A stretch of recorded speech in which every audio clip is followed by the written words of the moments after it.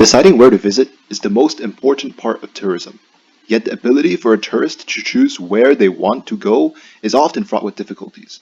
The most popular locations are frequently packed with people, and tour guides are usually enormously expensive, unless you travel in a large group, in which case you're again faced with the same problem of just having too many people.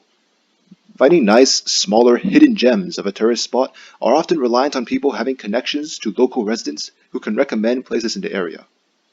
For such an enormous industry, tourism shouldn't have to be this hard.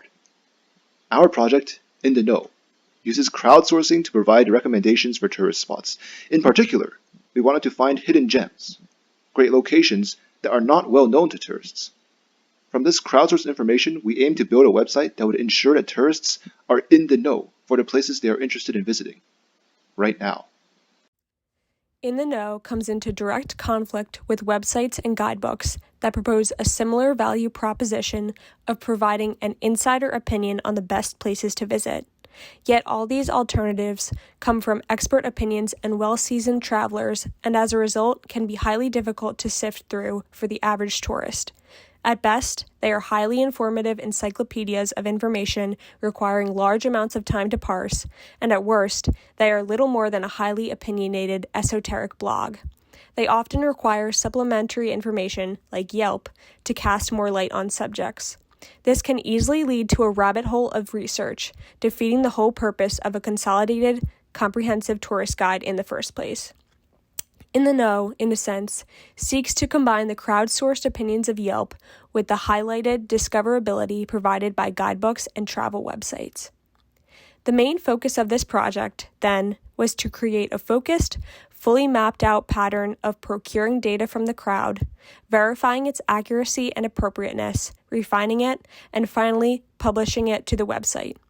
The general procedure was to both obtain and refine the data from the crowdsourcing platform Amazon Mechanical Turk via a questionnaire. The first hit's purpose is to gather raw data of hidden gems for our chosen states. This includes the hidden gem city, type, such as waterfront, food place, etc., description, popularity, best time and season to visit, and a Google Maps link. These encompass the hidden gem data that would be presented on the website. In our hit, we included an intention question to make sure that the workers weren't randomly inputting answers to our survey questions. This was a light form of quality control, and we continue to refine our recommendations with the next hits. One unexpected problem in this hit was that some workers misinterpreted questions. In particular, we asked workers to rate how popular the location they were recommending was.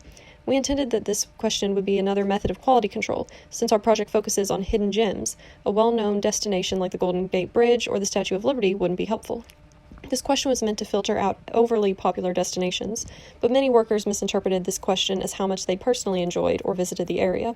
For example, a small, relatively unknown restaurant was given a max popularity rating by an enthusiastic Mechanical Turk worker. As such, we decided that we could not use the popularity question in narrowing down our locations. The upvote hit was published to workers in the same state as the hidden gems collected from the initial hit. This was done so that the crowd who upvoted locations were more likely to be familiar with the state and its touristic offerings. We also tailored example responses to the specific states to underline what sort of responses we expected. It is short and multiple choice to incentivize workers to complete the hit and also generate labels for which the weighted majority vote method could be used. The data collected from this hit is used to gauge the hidden gems appeal and consequently rank them by state using Python pandas. The unappealing hidden gems would not be presented on the website. In the initial hit, we had requested Turkers to select a location type and provide a Google Maps link and description for their hidden gem. However, there were cases where they misunderstood the prompt, such as providing an address instead of a Google Maps link. To remedy this, we used a second pause hit, where 3 workers would verify the details for each location and improve the link or description if they believed they could. We then used a third pause hit to find which description was best by majority vote. We requested Turkers to select their favorite description based on grammar, syntax, and relevancy to the location. Turkers preferred an alternative description compared to the original description more than 50% of the time. Another method of quality control that we implemented was use of attention checks and control questions, which were clearly wrong. For example, Turkers would be asked if the hidden gem was located in a location other than the United States. The answer to this is clearly always no, as the hidden gems were explicitly described to be located in the US. Assignments where the control question was selected were removed from the dataset. The primary incentive we used for our hits was monetary. The monetary incentive enticed the crowd to answer in a timely manner for the purposes of this project, as we noticed that by increasing the reward, we received responses faster. We also hope that Turkers may find altruistic incentive in the opportunity to bring more attention and appreciation to underloved local attractions and businesses. Here we have the inthekNOW website. We have the information according to the columns listed. If are a tourist interested in planning a visit to, let's say, California for this upcoming summer, and let's say I want to find something to do in the morning, we are left with a number of locations that the tourist can pick and choose from. Clicking this button allows us to expand the description box. Here we see that someone is very interested in Moe's Egg House. We can open the according Google Maps location, which will send us to a location that we can then take note of for a road trip.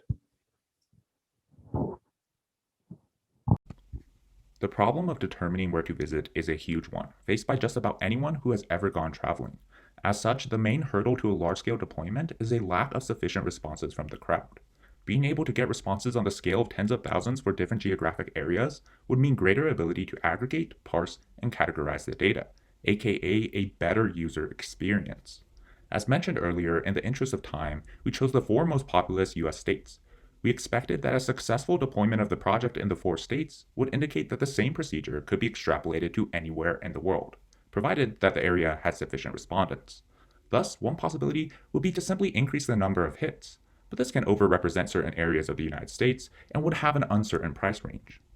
Instead, because we already have a working website with some preliminary data, an option would be to change the mode of operation, soliciting users on the website to rate a gem, improve descriptions, or upload pictures of the location. Much like Yelp, users would be primarily incentivized to participate by gathering reputation on their account, or by just wanting to praise or lambaste the location they visited. As the summer approaches and the end of the pandemic nears, families across the country are eager to travel. inthekNOW provides people with an insider perspective, one built on the crowdsourced wisdom of day-to-day locals. We strive to give tourists opportunities to enjoy an authentic experience in the area they are visiting, both now and in the future.